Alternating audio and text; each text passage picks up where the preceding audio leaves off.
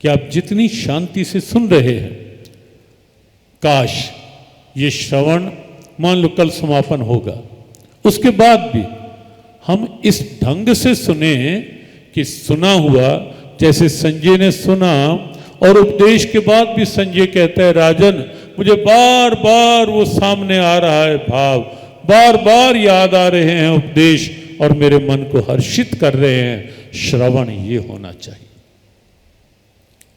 धृतराष्ट्र का श्रवण बताया, मन ही नहीं तो सुनेगा क्या, लेकिन संजय ने मन से सुना और जब मन से सुना तो सुनने के बाद भी हर्षित होकर संजय कह रहा है कि बार बार मेरा मन रोमांचित हो रहा है राजन, जब जब मैं वो याद करता हूं, सामने आता है वो भाव। और अगला श्लोक 77वां उससे भी अधिक आनंद का। तच्च संस्मृत्य संस्मृत्य रूपमत्यद्भुतम हरे विस्मयो में महान राजन हिष्यामि च पुनः पुनः। राजन, उस पूरे गीता उपदेश में वो सब तो अच्छा था ही था कि कृष्ण सुना रहे थे, अर्जुन सुन रहा था और बीच में मुझे भी सौभाग्य मिल रहा था वो आनंद लेने का। लेकिन उस पूरे भाव में एक स्थिति ऐसी थी जो आंखों से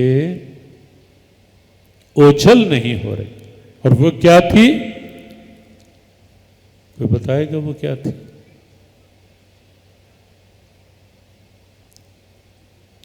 पूरे उस समय, हाँ जी, हाँ बिल्कुल ठीक उत्तर है, विराट स्वरूप का दर्शन।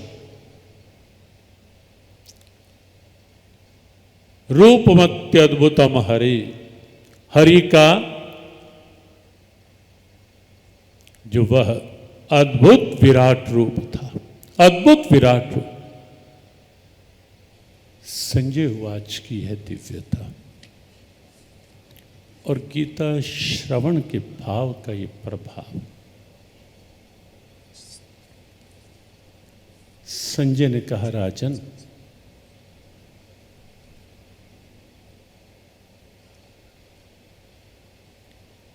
और गीता उपदेश का तो आनंद है ही है, मन हर्षित है ही है, लेकिन भगवान ने जो अर्जुन को अपना विराट रूप दिखलाया वो तो बार बार मेरी आंखों के आगे आ रहा है। क्योंकि एक बात व्यवहार की आप सबसे, श्रवण करना अच्छा है,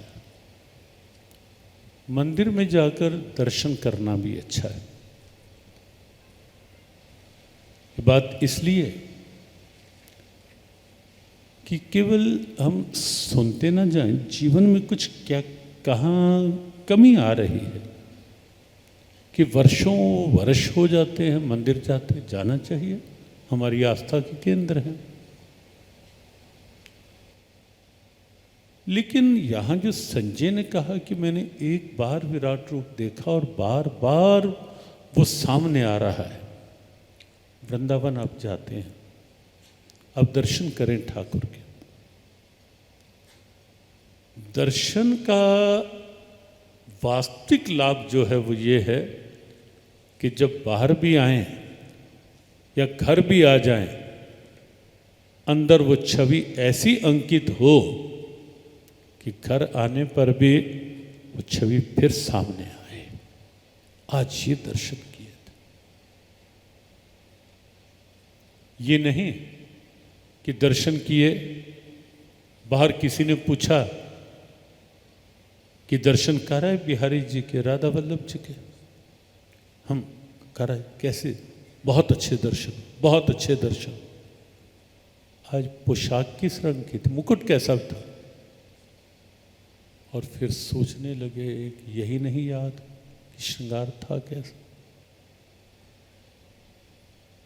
क्यों ऐसा, क्यों कि बाहर आते ही इतना भी ध्यान नहीं रहा, क्योंकि आंख ने देखा जो कल बात कही गई थी धृतराष्ट्र के श्रवण से कि मनोविज्ञान क्या है भारत का, साइकोलॉजी क्या है, और ये बताया गया था कि केवल आंख नहीं देखती, मन साथ है तो आंख उस भाव को अंदर खींचेगी। इसलिए बच्चों के पढ़ते हुए भी मन साथ होगा, जो पढ़ा है वो भीतर ग्रास्प हो जाए, ग्रहण हो जाएगा। ऐसे ही मन का भाव उस समय साथ हो जब आंखों से दर्शन कर खड़े हैं, सोच कुछ और रहे हैं, दर्शन हो गए, उस समय पूरा भाव आंखों के माध्यम से वहां तक पहुंचे हमारा, तो निश्चित है उस भाव के प्रभाव से वो झांकी हमारे हृदय पटल पर आएगी और फिर बाद में भी आपकी स्मृति में रहेगी। ऐसे ही जो सुना है मन से सुने, भाव से सुने, उस समय जब सुन रहे हैं बाहर का सब कुछ भूल करके सुने। बैठ ही गए जब उसके भाव में, क्यों बाहर का क्यों उस समय ध्यान में रखना। जब उसकी चर्चा में बैठे हैं और उस समय हम ये सोचे पता नहीं क्या हो रहा होगा, बाहर क्या होगा, कहाँ सत्संग समझ में आई। उस समय तो ये भूल करके कि बाहर क्या है, इस समय यही संसार है, यही परिवार है, यही व्यवहार है, यही व्यापार है और यही सब साधनों का सार है। और जब ये भाव होगा तो श्रवण अंदर प्रवेश करेगा। और इसीलिए संजय उवाच, संजय उस ढंग का श्रोता है गीता का जो हर बात को अंदर ग्रहण कर रहा है और उस विराट रूप की छवि को पूरी तरह अपने अंदर अंकित कर चुका है। संजय का वो भाव, तच्च संस्मृत्य संस्मृत्य रूपमत्यद्भुतम हरे विस्मयो में महान राजन हिष्यामि च पुनः पुनः, बार बार मैं हर्षित हो रहा।